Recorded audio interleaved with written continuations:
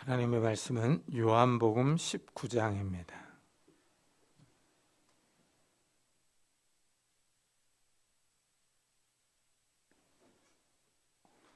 요한복음 19장 1절부터 16절까지 저와 여러분이 한 절씩 교독하겠습니다.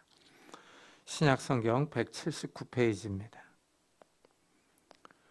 요한복음 19장 1절부터 16절까지 저와 여러분이 한 절씩 교독하겠습니다.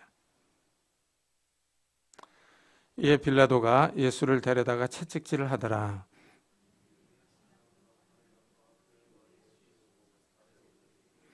앞에 가서 이르되 유대인의 왕이여 평안할지어다 하며 손으로 때리더라.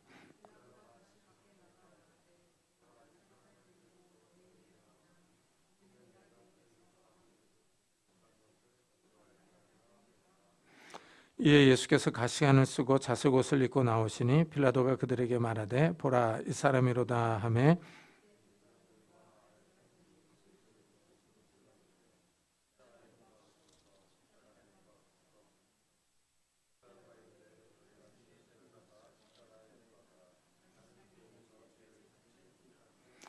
유대인들이 대답하되 우리에게 법이 있으니 그 법대로 하면 그가 당연히 죽을 것은 그가 자기를 하나님의 아들이라 함이니이다. 다시 관정에 들어가서 예수께 말하되 너는 어디로부터냐 하되 예수께서 대답하여 주지 아니하시는지라.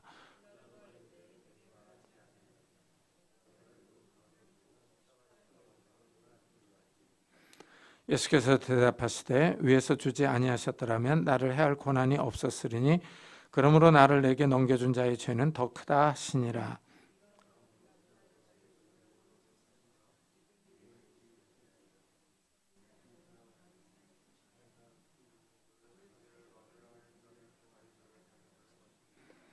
빌라도가 이 말을 듣고 예수를 끌고 나가서 돌을 깐 뜰 히브리 말로 가바다에 있는 재판석에 앉아 있더라.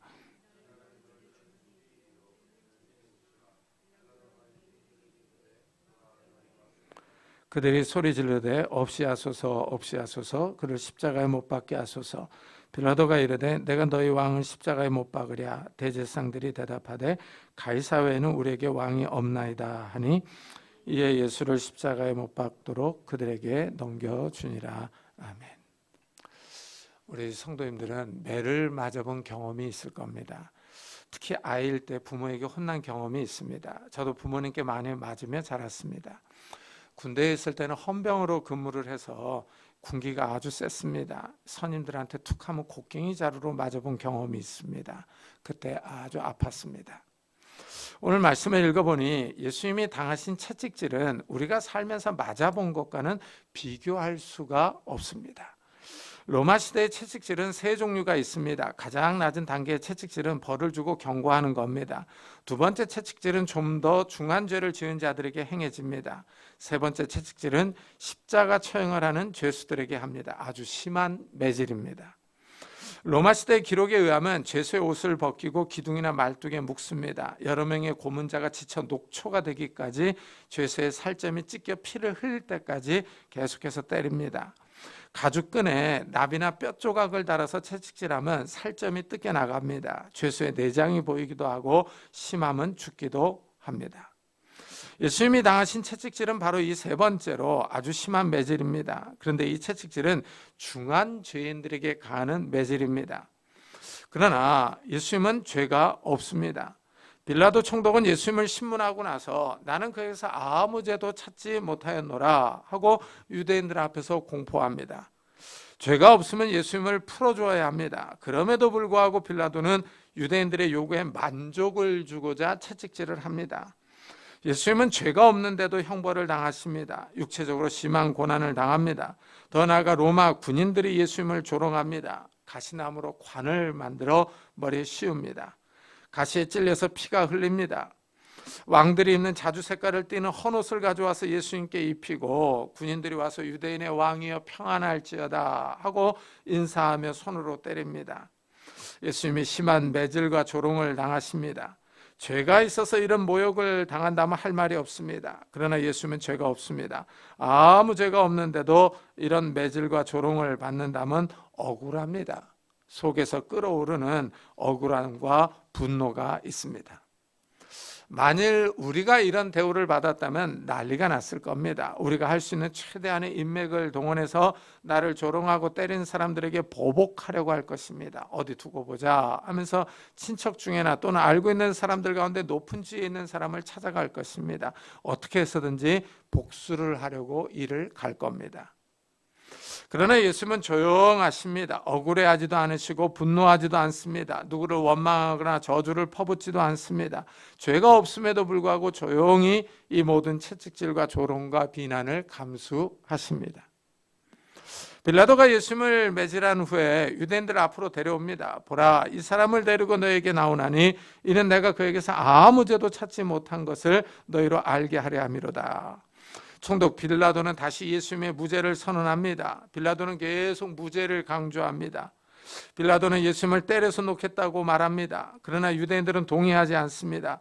유대인들은 가시면류관을 쓰고 피를 흘리는 주님을 보고도 잔인하게 십자가에 못 박으소서, 십자가에 못 박으소서 하고 소리를 지릅니다. 십자가에 처형하라고 부르짖습니다. 일반적인 사람들은 피를 흘리고 있는 사람을 보면 동정합니다. 어쩌다가 저렇게 되었을까 하면서 불쌍히 여기며 도와주려고 합니다. 그러나 대제사장들과 그와 함께한 무리는 동정심이 없습니다. 궁율과 자비심이 없습니다. 채찍질을 당하신 예수님을 보고도 십자가에 못 박으라고 소리를 지릅니다. 더 잔혹하게 죽이라고 합니다. 이들은 시기심에 눈이 멀었습니다. 마태복음에는 대제사장과 유대인들이 예수님을 넘겨준 이유를 빌라도가 알고 있다고 설명합니다. 이는 그가 그들의 시기로 예수를 넘겨준 줄 알미더라 합니다. 대제사장들과 서기관과 바리새인들이 예수님을 시기합니다. 예수님이 오셔서 백성들에게 하나님 나라를 설교합니다. 백성들의 병을 고쳐주고 기적을 행하십니다. 백성들이 예수님의 교훈을 들으려고 쫓아다닙니다. 많은 무리가 예수님을 따릅니다.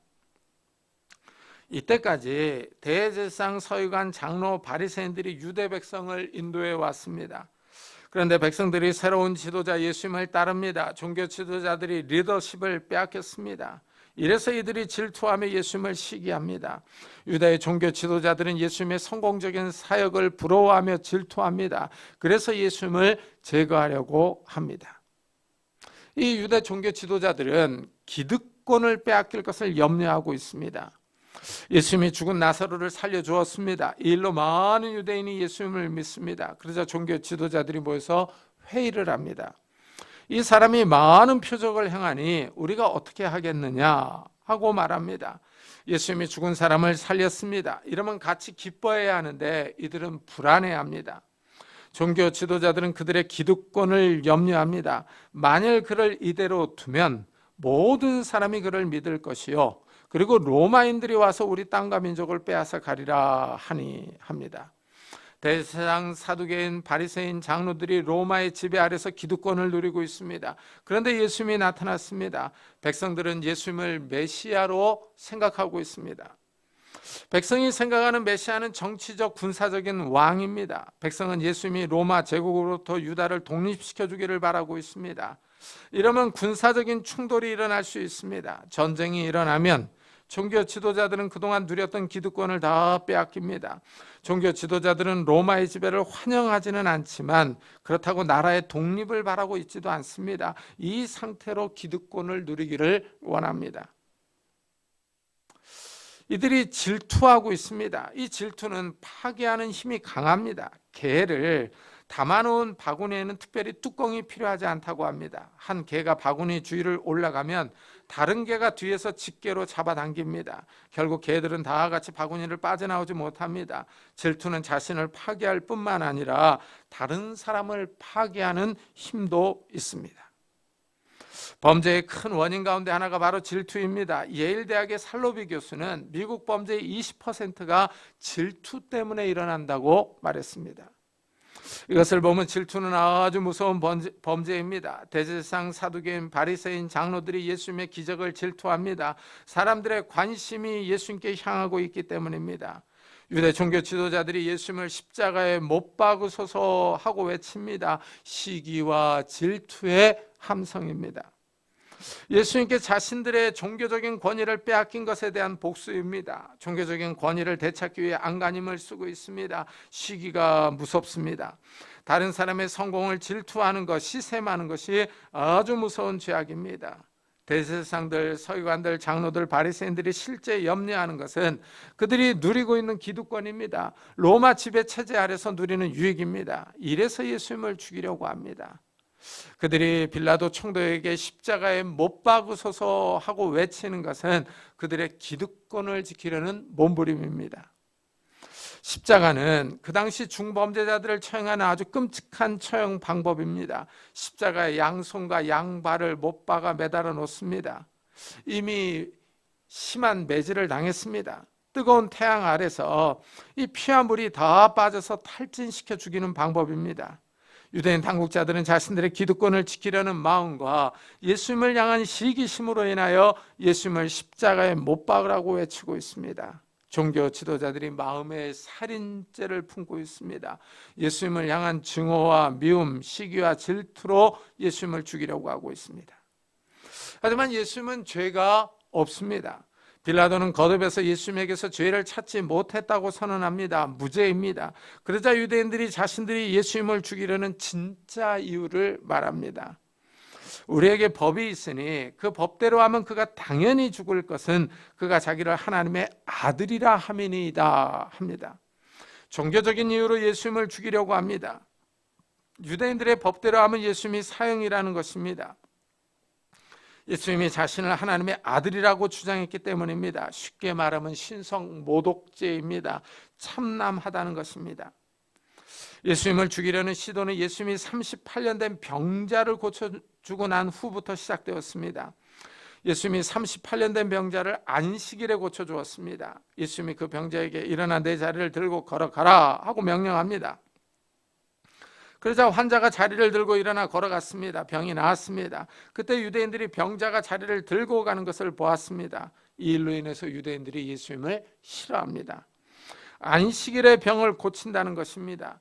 예수님이 그들에게 내 아버지께서 이제까지 일하시니 나도 일한다 하고 말씀합니다. 예수님이 하나님을 친아버지로 자신의 신분을 밝힙니다. 그러자 유대인들이 예수님을 더 싫어합니다. 예수님이 자신을 하나님의 아들로 주장하셨기 때문입니다. 예수님은 자신을 하나님이 보내신 자로 하나님의 아들이라고 주장하십니다. 그리고 이적들을 보여주셨습니다. 그러나 유대인들은 믿지 않습니다.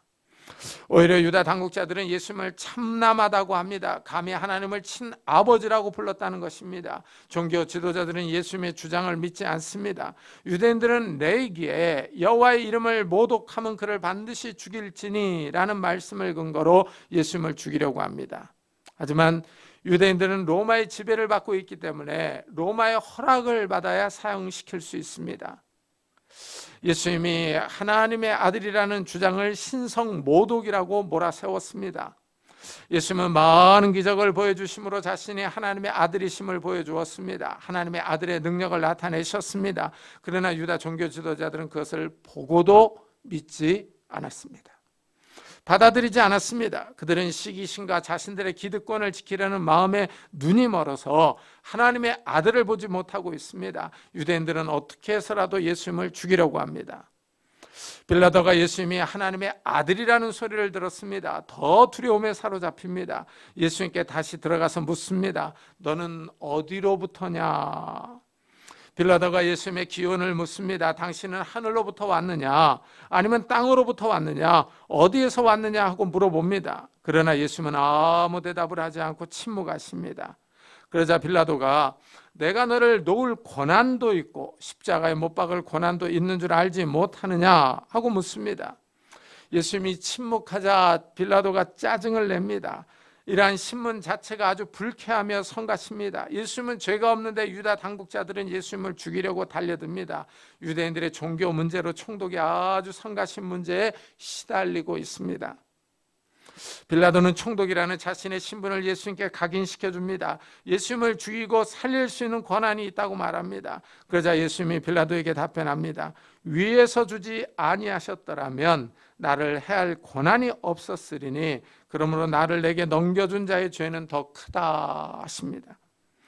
예수님은 하나님의 허락과 권세가 있다고 말합니다. 그러나 빌라도는 위에 있는 분을 모릅니다. 위에 있는 권세를 알지 못합니다. 자신이 갖고 있는 세상 권력이 다인 줄 압니다.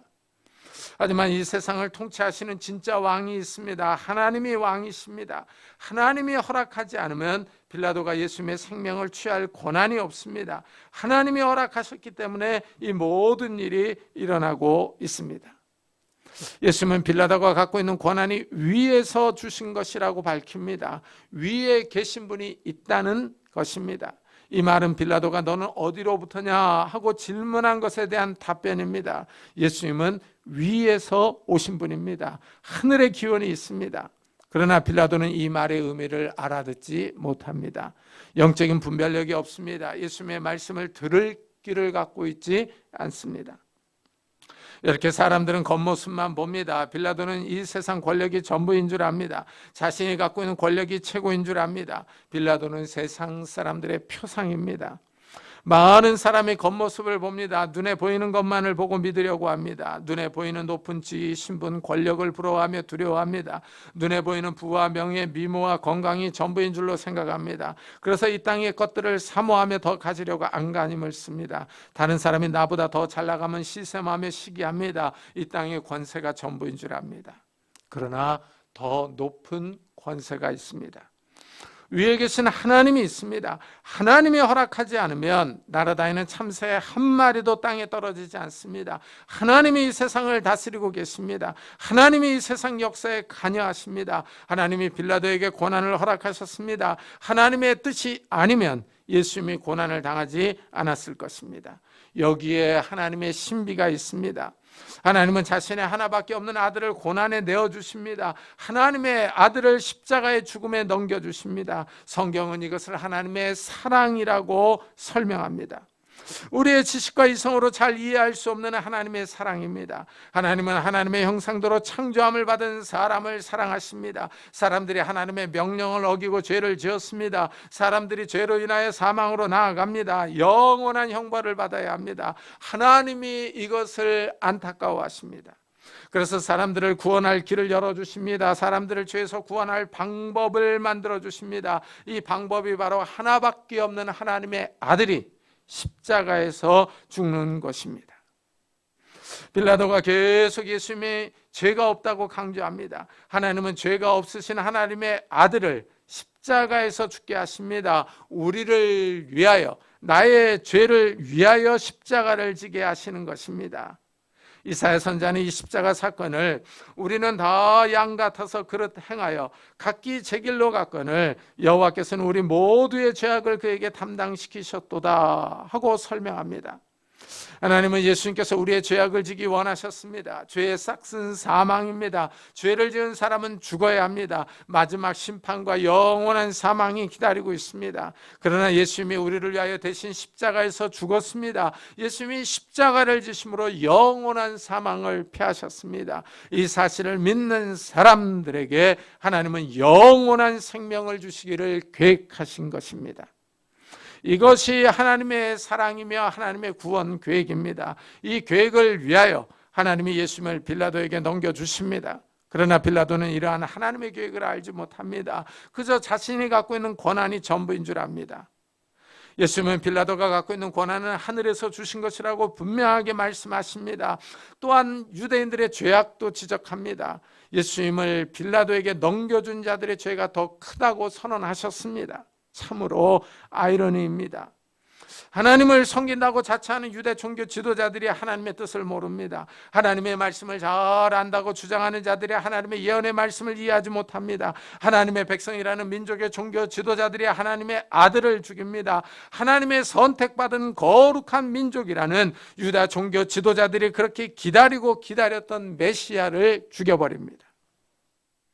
유다 종교 지도자들과 백성들은 예수님을 죽이기 위해 가이사 외에는 우리에게 왕이 없나이다 하고 소리칩니다. 그들은 그렇게 증오하는 로마 황제를 왕이라고 부릅니다. 로마 황제의 백성이라고 소리칩니다. 그리고 그들의 진짜 왕을 죽이려고 합니다. 이들은 로마 황제를 선택함으로 하나님의 백성이라는 신분을 포기합니다. 하나님의 아들을 죽이려고 하나님의 선택된 민족이라는 신분을 버리고 하나님을 배신합니다. 아이러니합니다. 하나님의 백성이라고 불리는 사람들이 하나님께 반역하고 있습니다. 하나님의 종이라는 사람들이 하나님을 배반하고 하나님의 아들을 죽입니다. 하나님의 종들이 하나님께 반역하고 있습니다. 하나님의 아들에게 순종하지 않습니다. 타락한 인간의 본성을 잘 보여주고 있습니다. 유대인들이 하나님의 아들을 배신하고 있습니다. 예루살렘에 입성할 때는 이스라엘의 왕이여 하고 종려나무 가지를 들고 열렬하게 환영했습니다. 이들은 예수님이 로마 제국으로부터 유다 나라를 독립시켜줄 메시아로 생각했습니다. 그러나 지금의 모습은 로마 총독 빌라도에게 재판을 받고 있습니다. 유대인들이 메시아로 믿고 따르던 사람의 모습이 초라합니다. 로마 총독에게 재판을 받는 예수님은 유다를 독립시켜 줄 능력이 없는 것 같이 보입니다. 이들은 그저 예수님을 그들의 욕망을 만족시켜 줄 수 있는 메시아로, 유다를 독립시켜 줄 군사적인 지도자로만 바라보고 있었던 것입니다. 유대인의 민심이 이래서 돌아섭니다. 그들이 바라던 나라의 독립을 시켜주지 못할 것 같습니다. 바라던 소망이 실망과 좌절로 변합니다. 바라던 것을 얻지 못합니다. 유대인들은 종교 지도자들에게 동조합니다. 예수님을 십자가에 못 박으라고 소리를 칩니다. 예수님은 분명하게 나를 내게 넘겨준 자의 죄는 더 크다 하고 유대인들의 죄를 지적하셨습니다. 유대인들의 아이러니입니다. 하나님의 백성이 하나님의 아들을 죽입니다. 마태복음은 유대인들의 죄를 더 자세하게 지적합니다. 빌라도가 유대인들의 요구에 예수님을 십자가에 넘깁니다. 이때 빌라도가 유대인들 앞에서 물로 손을 씻습니다. 이 사람의 피에 대하여 나는 무죄하니 너희가 당하라 하고 말합니다. 로마 총독 빌라도는 예수님의 죽음에 대한 책임을 지지 않으려고 손을 빼려고 합니다. 그러자 유다 백성들이 그 피를 우리와 우리 자손에게 돌릴지어다 하고 소리칩니다. 참으로 무서운 말입니다. 하나님의 아들의 핏값을 유대인들이 치르겠다고 말합니다. 유대인들은 하나님의 아들을 죽이는 큰 죄를 저지릅니다. 하나님의 아들을 죽인 핏값을 우리와 우리 자손에게 돌릴지어다 하고 말합니다. 예수님을 죽인 죄와 유대인들이 세계 역사 속에서 당한 고난과의 역사적인 인과관계를 정확하게 과학적으로 증명할 수는 없습니다. 그러나 유대인들이 역사 속에서 당한 고난을 한번 생각해 보십시오. 인과관계가 없다고 부정할 수도 없습니다. 유다 종교 지도자들이 그렇게 지키고 싶어 했던 유다는 결국 AD 70년에 로마에 의해 망했습니다. 예루살렘은 파괴되고 유대인들은 세계 각처를 떠돌아다녔습니다. 어디를 가도 환영받지 못하는 민족이 되었습니다. 유럽에 많은 유대인들이 흩어져서 살았습니다. 그러나 유럽에는 반유대인 정서가 있습니다. 유럽 사람들이 유대인들을 싫어합니다. 1차적으로 종교적인 이유가 있습니다. 유럽은 개신교 국가이든 천주교 국가이든 정교회 국가이든 다 예수 그리스도를 믿었습니다. 신약 성경을 받아들입니다. 그런데 신약을 읽어보면 유대인들이 예수님을 십자가에 죽였습니다. 사도 바울이 복음을 전하다 따라다니면서 괴롭히던 사람들이 유대인입니다. 그런데 그 유대인들이 지금 유럽에 와서 살고 있습니다. 유럽인들이 자연스럽게 유대인들을 싫어합니다. 둘째는 경제적인 이유입니다. 유럽에 사는 유대인들이 경제적인 큰 성공을 이루었습니다. 유대인들이 남의 나라에 와서 살면서 부자가 됩니다. 부자가 되어서 자기들끼리 잘 삽니다. 이방인은 부정하다고 하며 자신들은 정결하다고 말합니다. 이방인들과 섞이려고 하지 않고 국제결혼을 하지 않습니다. 자신들의 종교와 문화와 언어를 유지합니다. 이래서 유럽인들이 유대인들을 싫어했습니다. 유대인들을 학대합니다. 그 대표적인 사건이 바로 나치에 의한 유대인 학살입니다. 이렇게 나라를 잃고 떠돌아다니던 유대인들이 큰 환난을 겪었습니다. 하나님의 아들을 부인하며 잡아 죽인 유대인들은 세계 역사에서 큰 고난을 당했습니다. 빌라도는 예수님을 놓아주려고 노력합니다. 그러나 유대인들이 빌라도를 자극하며 충동합니다. 유대인들이 소리를 지릅니다. 이 사람을 놓으면 가이사의 충신이 아니니이다. 무릇 자기를 왕이라 하는 자는 가이사를 반역하는 것이니이다. 여기서 가이사의 충신이 아니다라는 말이요. 이 가이사의 충신이라는 말은 가이사의 친구라는 뜻입니다. 가이사의 친구라는 말은 공식 공식적인 명칭입니다. 로마 황제에게 특별한 충성과 봉사를 보인 사람들에게 부여하는 호칭입니다. 빌라도가 가이사의 친구가 아니면 로마 황제를 대적하는 원수입니다. 유다인들의 주장은 지금 반역이 일어나려고 한다는 것입니다. 자기를 왕이라고 주장하는 유다인의 왕이 나타났는데 총독 빌라도는 이 반란을 진압하려고 하지 않는다는 것입니다. 유대인들의 이 말은 총독 빌라도를 위협하는 것입니다. 실제 유대인들은 로마 원로원의 대표단을 파견하여 유다에 파견된 총독들의 정책에 불만을 표현하는 경우가 있었습니다. 이러면 총독들의 주의는 위협을 당합니다. 그 당시 역사를 보면은 빌라도 총독은 로마의 고위관직에 있던 세자누스의 총애를 입고 있었습니다. 그런데 세자누스가 예수님이 십자가에 달리기 몇 달 전에 로마의 정치 권력에서 제거를 당했습니다. 총독 빌라도를 밀어주던 정치 세력이 실각했습니다. 후원자가 쫓겨났습니다. 이런 상황에서 만일 유대인들이 대표단을 파견하여 로마 원로원에 자신에 대한 불만을 표현한다면 빌라도의 정치 생명도 위태롭습니다. 유대인들이 가이사의 충신이 아니라는 정치적인 압박에 빌라도가 빨리 결정을 내립니다. 유대인들이 이 말을 하자 재판석에 앉습니다. 재판석에 앉아서 공식적인 판결을 내립니다. 예수님을 십자가에 못 박도록 유대인들에게 넘겨줍니다. 빌라도는 자신의 정치 권력을 위해서, 정치 생명을 위하여 하나님의 아들을 십자가에 죽도록 방조합니다. 빌라도는 예수님이 죄가 없다고 3번이나 강조해서 선언했습니다. 그럼에도 불구하고 빌라도는 예수님을 십자가에 넘겨줍니다. 정치적으로 타협합니다.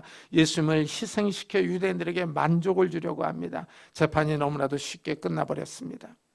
죄가 없는 예수님의 채찍질을 당하고 십자가에서 죽임을 당합니다. 예수님은 유대인의 왕이라는 제목으로 죽었습니다. 겉으로 보면 예수님이 유다의 독립을 추진하다가 죽은 것 같습니다. 그러나 죄로 타락한 사람들이 하나님의 아들을 죽였습니다. 유다의 종교 지도자들과 로마 총독은 기득권을 지키기 위해서 죄가 없는 하나님의 아들을 희생시켰습니다. 유대인들은 나라를 독립시켜주지 않는다고 예수님을 버립니다. 민족의 기도를 저버렸다는 것입니다. 유대인의 뜻대로 따르지 않는다고 하나님의 아들을 대적합니다. 세상은 아무 죄도 없는 예수님을 십자가에 못 박으라고 소리칩니다. 이것이 세상의 본성입니다. 그런데 하나님이 이 예수님의 죽음을 귀하게 여기십니다.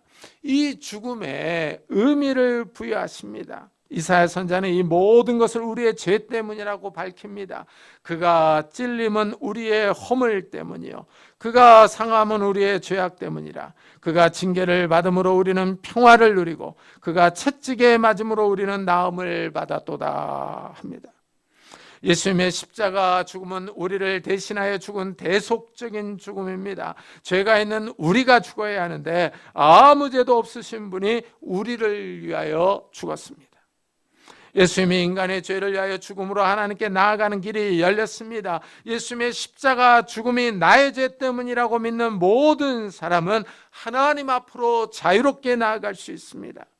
예수님이 십자가에서 하나님과 사람 사이에 막혀있는 죄악의 담을 치워주셨습니다. 이래서 믿는 사람들이 하나님과 평화를 누릴 수 있습니다. 이래서 이 시간에 우리가 하나님 앞에 나와 예배를 드릴 수 있는 겁니다. 이번 주는 특별히 예수님이 고난당하신 주간입니다. 예수님이 고난당하심으로 우리가 구원을 받았습니다. 그 고난당하심을 기억하며 기념하는 주간입니다. 이래서 우리가 지금 이 시간에 모여서 그분을 찬양하며 감사하며 예배합니다. 예수님의 고난을 깊이 묵상하며 예수님이 나 때문에 십자가에서 죽었다는 것을 다시 한번 깊이 생각하는 성도님들이 되시기를 예수 그리스도의 이름으로 축복합니다. 기도하겠습니다. 우리